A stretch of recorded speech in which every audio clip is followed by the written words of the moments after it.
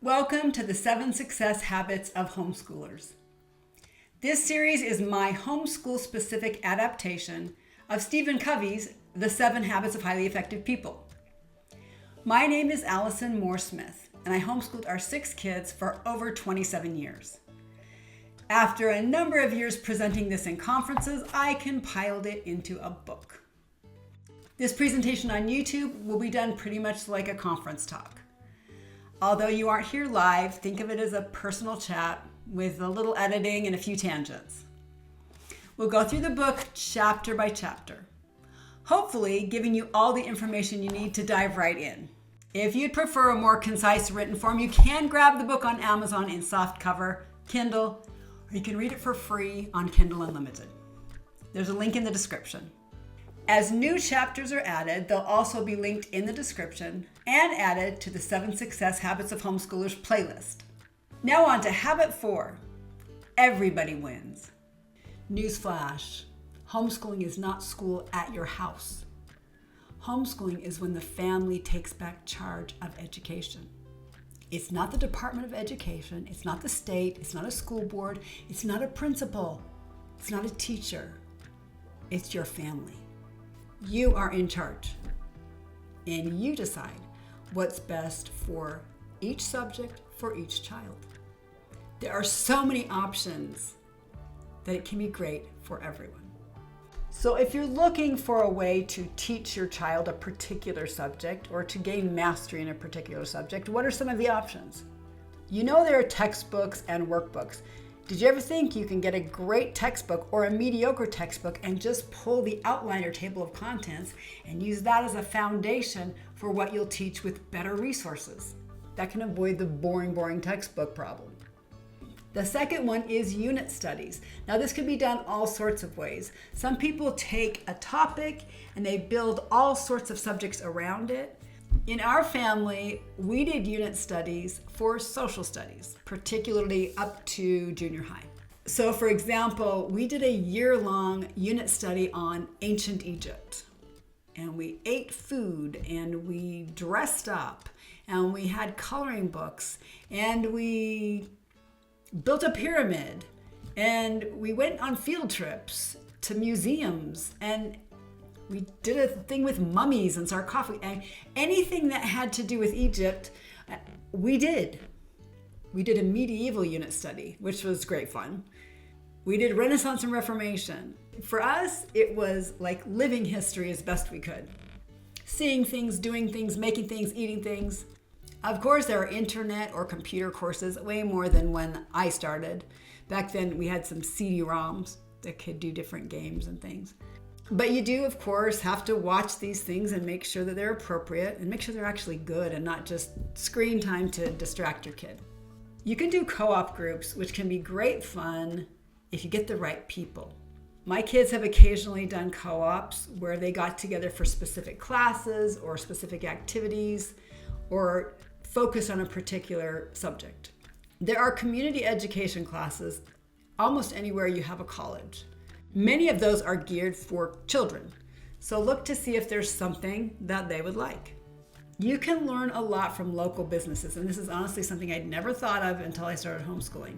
We set up a lot of field trips at different businesses to see the processes they use. For example, a pasta restaurant let us come in and see how they make all the food and how they run everything in the back. There was a chocolate company that allowed us to come and see their process.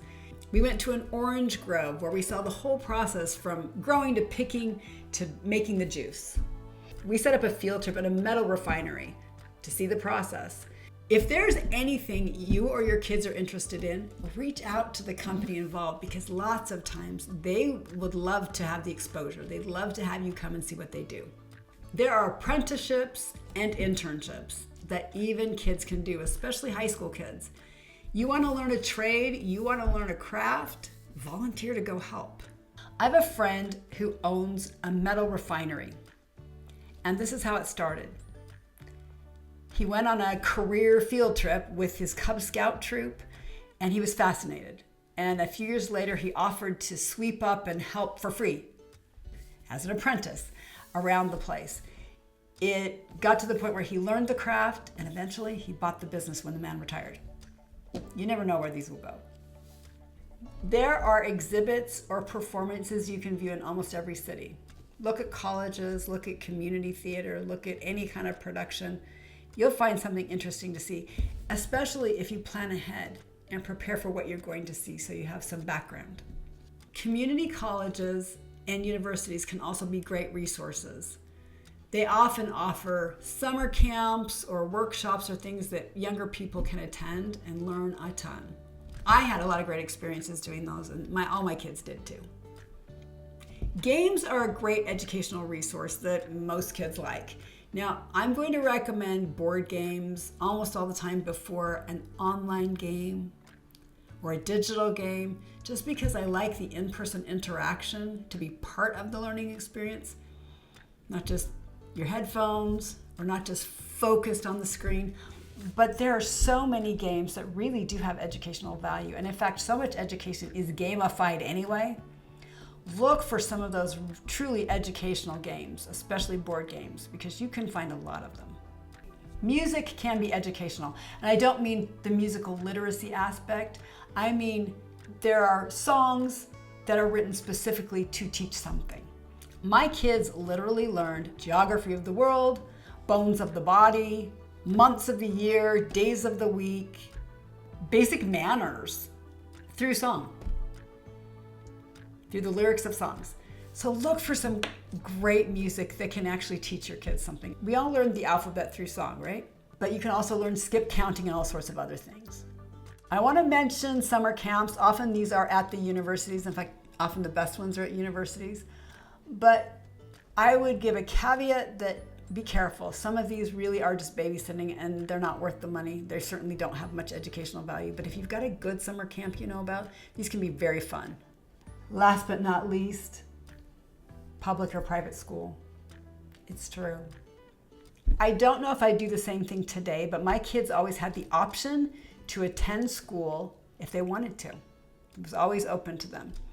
And my first 4 kids all took classes in the public high school. They did all their academic work at home, but they took kind of extracurricular and fun classes in high school. My third daughter, for example, took PAC, which was like a student leadership class, a cappella choir, chamber choir, musical theater productions class, ballroom dance team, and she also attended a religious seminary class. 6 classes that she took at the school, and then she did all her academics at home. And she did well, but she was busy. But if your school offers some good things, take it. What are your favorite ways to teach and learn? And what about your kids? Are there things they love or really don't love or like?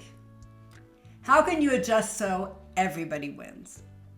Please share your thoughts. I'll see you in the next installment. Habit 5, it's all about time.